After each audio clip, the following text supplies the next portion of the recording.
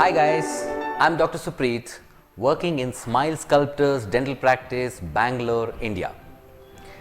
Congratulations, you have got your unwanted tooth removed.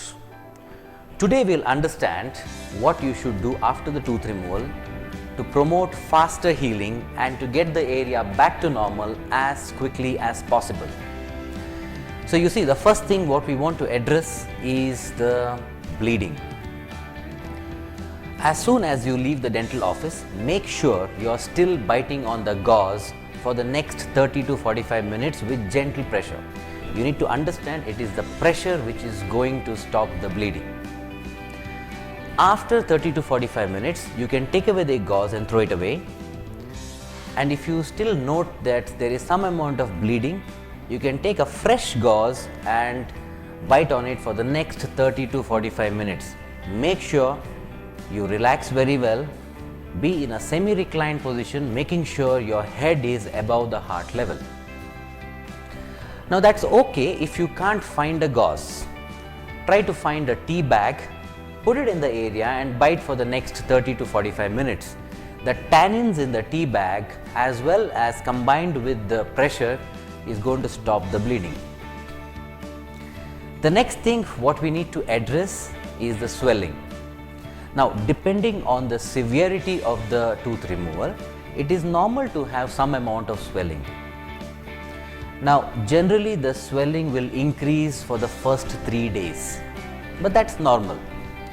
Now, the question is, what can we do to minimize the swelling? Whatever we do in the first 24 hours is going to minimize the swelling, pain and discomfort. Which means to say, make sure you're taking your medications which is prescribed by us. Make sure you're on a cold diet, which means to say no hot coffees, no hot soups, nothing hot in the mouth. Cold is going to minimize the swelling. That also means that you can put some ice packs on the face, on the area where the tooth is removed. Keep the ice packs for 20 minutes on and take it off for the next 20 minutes. So do this 20 minutes on, 20 minutes off for the rest of the day till you go to bed. Now, some more pointers on how to promote faster healing. Now, we need to understand the tooth is removed, which means there is a hollow space.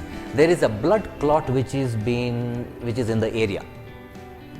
Now, it's very important to protect this blood clot because this blood clot is your future bone.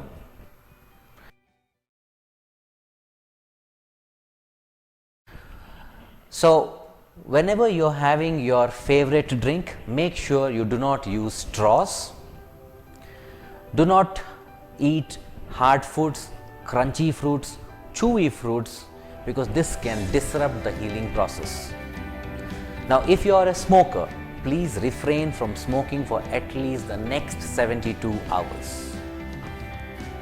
The most commonly asked question is, how long does it take to heal?